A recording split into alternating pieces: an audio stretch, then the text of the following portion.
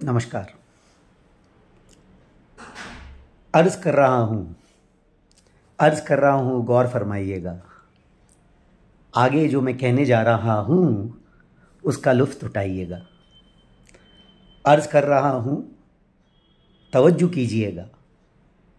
अगर जो मैं कह रहा हूँ पसंद आए तो दाद दीजिएगा। मैं उर्दू का कायल हूँ, इसके अल्फाज के क्या कहने। मैं उर्दू का कायल हूँ, इसके अल्फाज के क्या कहने। मानो किसी हसीन खातून को पहनाए गए हो अव्वल गहने। मानो किसी खूबसूरत मोहतरमा को पहनाए गए हों बेहतरीन गहने। इसकी नज़ाकत, इसका ठहराव, उर्दू की नज़ाकत, उर्दू का ठहराव। इसकी नज़ाकत, इसका ठहराव, क्या गज़ब है इसकी अदा।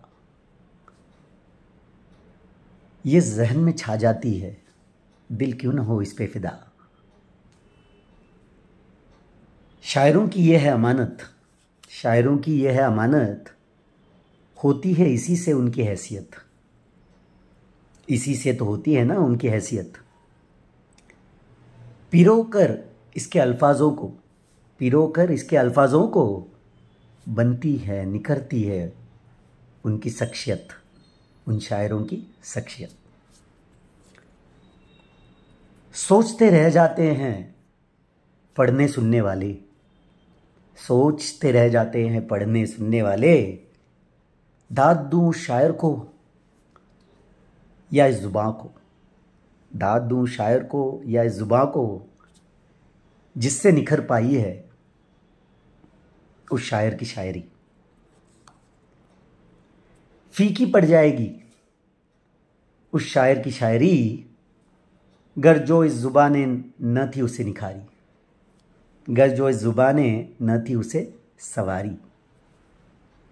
मैं उर्दू का कायल हूँ, इसके अल्फाज के क्या कहने। मानो किसी हसीन खातून को पहनाए गए हो सुनहरे गहने। मानो किसी दिलकश अदाकारा को पहनाए गए हो दर्जेदार गहने। मुझ जैसे मामूली शख्सियत से भला इस ज़ुबां की तारीफ़ क्या ही बन पाएगी।